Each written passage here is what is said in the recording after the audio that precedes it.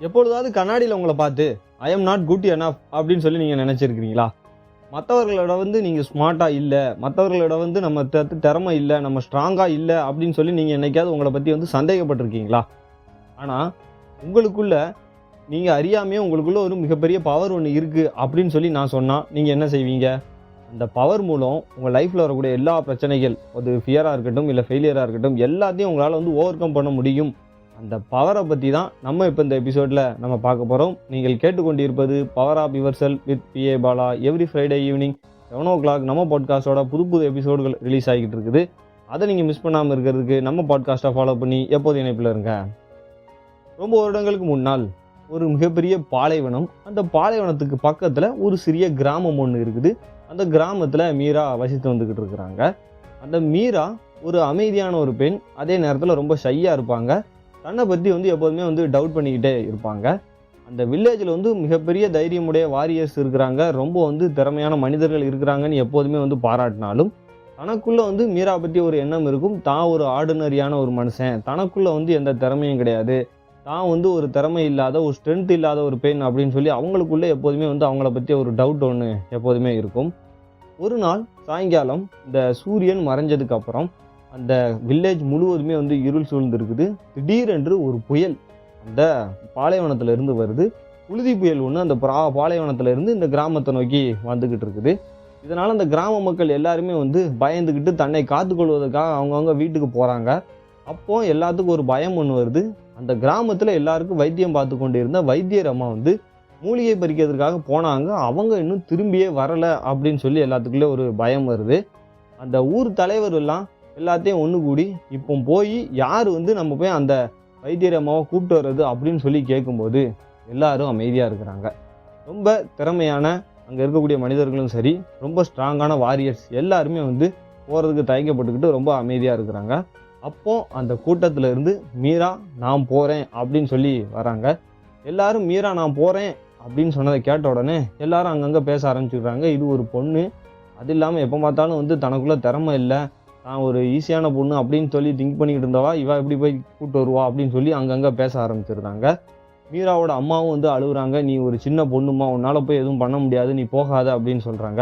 But அந்த மீராவோட ஹார்ட்லேருந்து ஒரு விஷயம் வருது, உன்னால் முடியும் அப்படின்னு சொல்லி அவங்களோட ஹார்ட்லேருந்து ஒரு சத்தம் கேட்குது. அதனால் என்ன பண்ணுறாங்கன்னா அந்த மூஞ்சி ஃபுல்லாத்தையும் சின்ன லெவலில் ஒரு துணியை வச்சு கட்டிட்டு கையில் ஒரு சின்ன லைட்டை எடுத்துக்கிட்டு அந்த புழுதியை நோக்கி ஓடுறாங்க. அப்படி ஓடும்போது ரொம்ப கஷ்டமாக இருக்குது. அந்த புழுதி பார்த்திங்கன்னா ஊளையிடுது. அதே நேரம் அந்த மணல் எல்லாம் அவங்க முகத்தில் அள்ளி விழுது. ஒவ்வொரு ஸ்டெப்பை எடுத்து வைக்கிறதுக்கு ரொம்ப கஷ்டப்படுறாங்க. அப்படியே ஒவ்வொரு ஸ்டெப்பை எடுத்து வைக்கும் போதும் ரெஃப்யூஸ், அதாவது போக வேண்டாம் அப்படின்னு சொல்லி நினைக்காம தொடர்ந்து முன்னேறி போய்கிட்டு இருக்கிறாங்க. அப்படி போகும்போது அந்த புயல் காற்றுலையும் ஒரு சிறிய சத்தம் ஒன்று கேட்குது. அந்த சத்தம் எங்கே கேட்குது அப்படிங்கிறத தொடர்ந்து போய் பார்க்குறாங்க. அங்கே அந்த மூலிகை அம்மா, அதாவது மூலிகை பறிக்க போன அந்த வைத்தியர் அம்மா ஹெல்ப் மீ அப்படின்னு சொல்லி கத்திக்கிட்டு இருக்கிறாங்க. பக்கத்தில் போய் நின்றுட்டு அம்மா உங்களோட கையை கொடுங்க, நான் உங்களை கூப்பிட்டு போகிறேன் அப்படின்னு சொல்லி அந்த புயல் காற்றுல இந்த மீரா கத்துறாங்க. அந்த அம்மா ரொம்ப வீக்காக இருக்கிறாங்க. புயல் காற்று ரொம்ப பலமாக இருக்குது. அதனால் அந்த அம்மாவே இவங்க தான் கூப்பிட்டு போகக்கூடிய சூழ்நிலை ஆகுது. அந்த அம்மாவையும் பிடிச்சி அவங்க கிராமத்தை நோக்கி திரும்ப போகும்போது ரொம்ப கஷ்டப்படுறாங்க. அவங்களோட உடம்பு சொல்லுது முடியலை விட்டுரு அப்படின்னு சொல்லி கெஞ்சுது. அதே நேரம் அவங்களோட மைண்டு சொல்லுது உன்னால் முடியாது, யூ கான்ட் டூ திஸ் அப்படின்னு சொல்லுது. பட் அவங்களோட இதயம் ஹார்ட் சொல்லுது கீப் கோயிங், நீ தொடர்ந்து போய்கிட்டே இரு அப்படின்னு. அந்த ரொம்ப கஷ்டமான அந்த புழுதி புயல்லையும் அந்த வைத்தியரம்மாவை கூட்டுக்கிட்டு அந்த கிராமத்துக்கிட்ட போகும்போது மற்றவர்கள்லாம் ஓடி அந்த வீக்காக இருக்கக்கூடிய அந்த வைத்தியரம்மாவை பிடிக்கிறாங்க. இந்த மீரா பொத்துன்னு அந்த கிரவுண்டில் கீழே விழுந்து பெருமூச்சு விட்டுக்கிட்டு இருக்கிறாங்க. எல்லாரும் சுற்றி இருக்கிறவங்க எல்லாரும் மீராவை பார்த்து கை தட்டுறாங்க. ரொம்ப மிகப்பெரிய பெண் அப்படின்னு சொல்லி பாராட்டுறாங்க.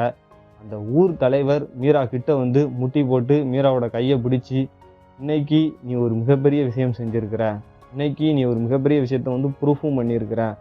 உண்மையான ஸ்ட்ரென்த் அப்படிங்கிறது உடல் வலிமையிலையும் கிடையாது, உண்மையான ஸ்ட்ரென்த் அப்படிங்கிறது வெப்பன்லேயும் கிடையாது, உண்மையான ஸ்ட்ரென்த் அப்படிங்கிறது உனக்குள்ளே இருக்குது. நீ நினைக்கிறத விட ரொம்ப தைரியமான பெண் அப்படிங்கிறத நீ இன்னைக்கு ப்ரூவ் பண்ணியிருக்க.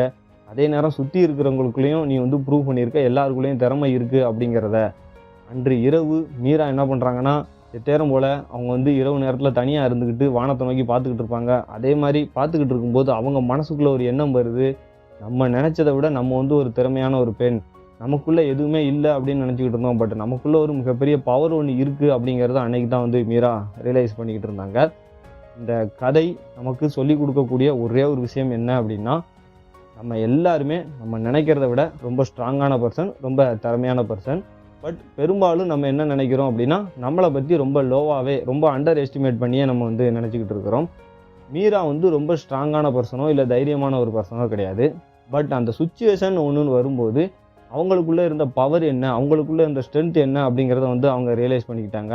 பட் உங்களுக்கு ஒன்று தெரியுமா, அந்த பவர், அந்த ஸ்ட்ரென்த் அப்படிங்கிறது உங்களுக்குள்ளேயும் இருக்குது.